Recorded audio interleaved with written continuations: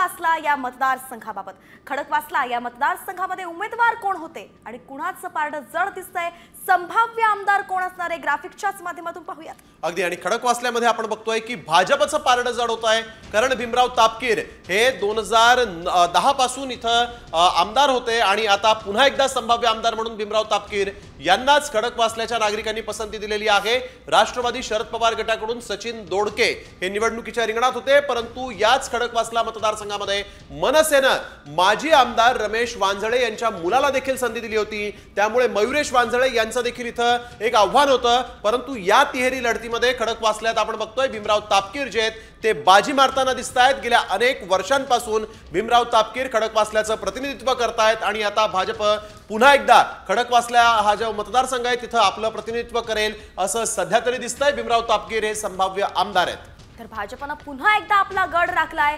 भीमराव तापकीर संभाव्य आमदार असणार आहेत, काय याची कारण आहेत आमचे प्रतिनिधी अक्षय बडवे आपल्याला सांगतायत। थेट जाऊया खडकवासलामध्ये।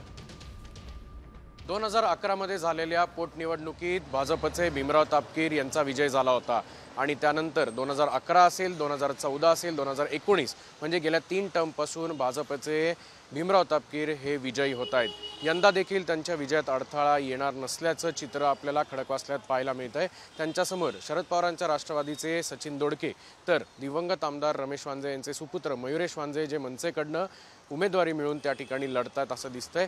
या ठिकाणाचे मूलभूत प्रश्न आपण जर पाहिले तर सेवा रस्ता जो हायवे लगतचा आहे, ज्या ठिकाणी प्रचंड वाहतूक कोंडी होते, तसंच खडकवासला विधानसभा मतदारसंघात पुणे महापालिकेत जे नवीन गावं झालेत त्यांचा टॅक्सचा विषय असेल, असे अनेक महत्त्वपूर्ण खरं तर प्रॉब्लेम्स या मतदारसंघात आहेत।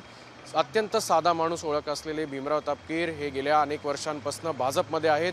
2002 असेल, 2007 असेल, या ठिकाणी भाजपचे ते नगरसेवक राहिलेले आहेत। अत्यंत साधा माणूस, त्यांची ओळख जी आहे ती देखील त्या ठिकाणी आपल्याला पाहायला मिळते। भाजपचं एक मोठं केडर असेल, RSSचं एक मोठं संघटन असेल, ते या खडकवासला विधानसभा मतदारसंघात काम करतं। तसंच महायुती मिळून राष्ट्रवादी जी अजित पवारांची राष्ट्रवादी आहे, तसंच एकनाथ शिंदेंची शिवसेना असेल, त्यांचं देखील मोठं वोट बँक जी आहे ती या खडकवासल्यात मिळते पाहायला। त्यामुळे भीमराव तापकीर हे पुन्हा एकदा आमदार होतील अशी शक्यता वर्तवण्यात येते।